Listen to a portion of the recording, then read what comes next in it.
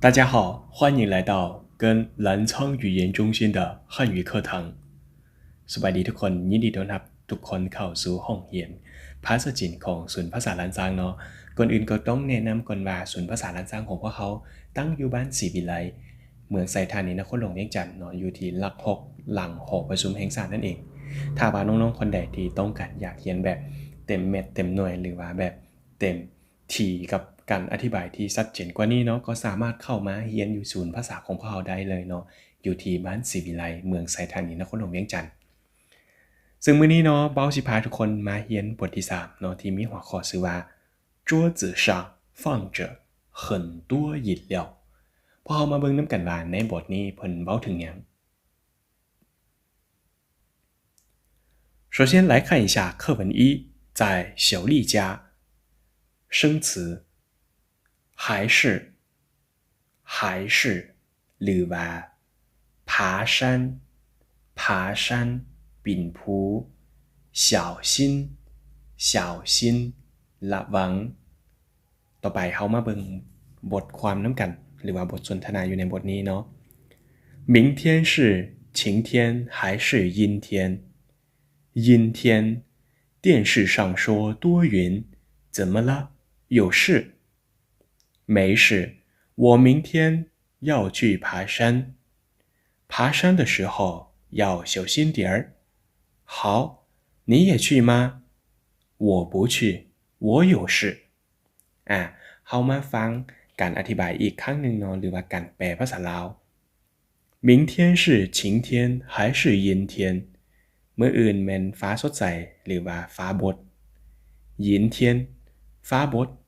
电视上说多云怎么了有事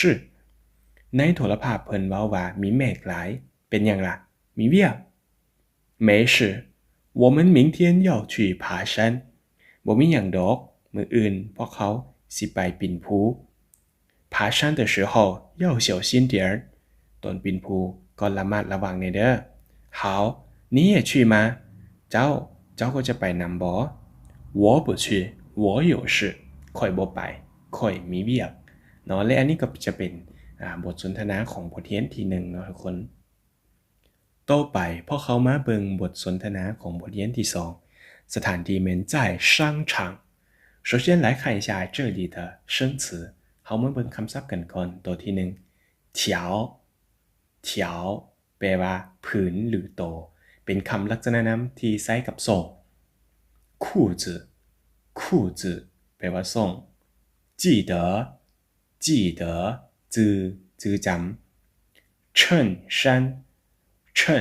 衫แม่นเสื้อสุภาพหยวนเป็นหัวหน่วยของเงินจีนหรือว่าเงินหยวนนั่นเอง那我们来看一下这里的绘画เนาะเฮามาเบิ่งบทสนทนาของอยู่นี่เนาะจะมีโจ้太太กับโจ้หมิงเนาะ你觉得这条裤子怎么样我记得你已经有2条这样的裤子了那我们再看看别的这件衬衫怎么样还不错多少钱这上面写着320元买这一件เนาะโอเคเฮามาเบิ่งกันแปลอีกเทื่อนึง你觉得这条裤子怎么样เจ้าคิดว่าทรงผืนนี้เป็นแนวใด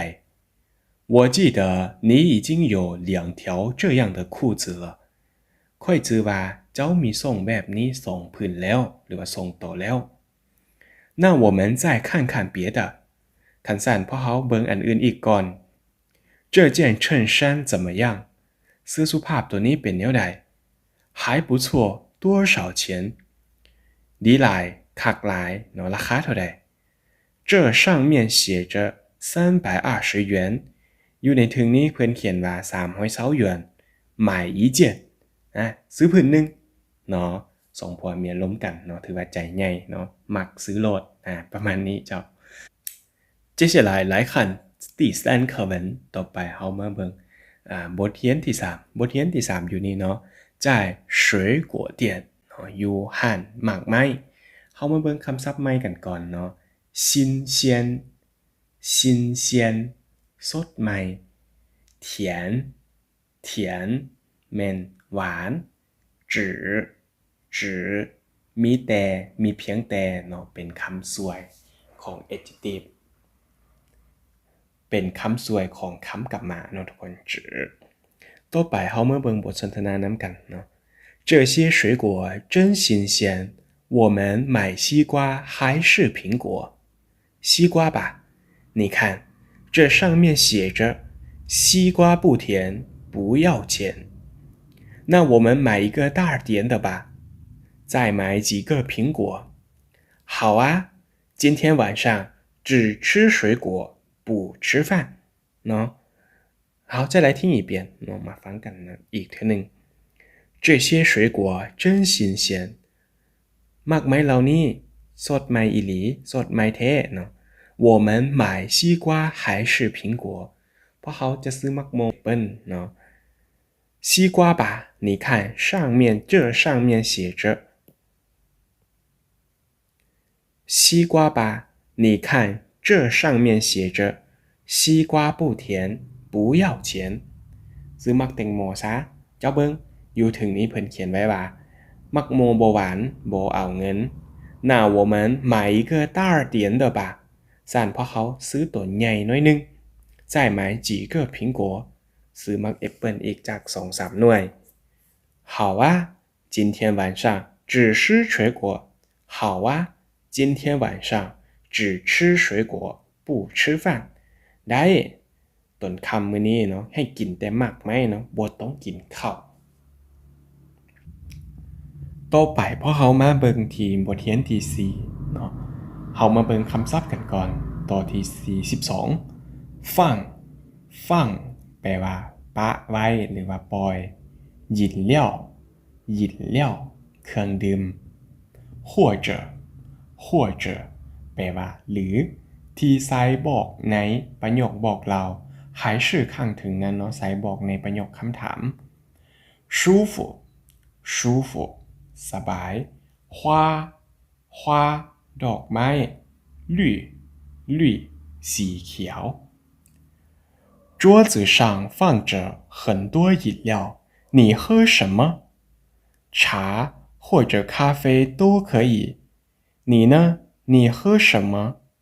我喝茶茶是我的最爱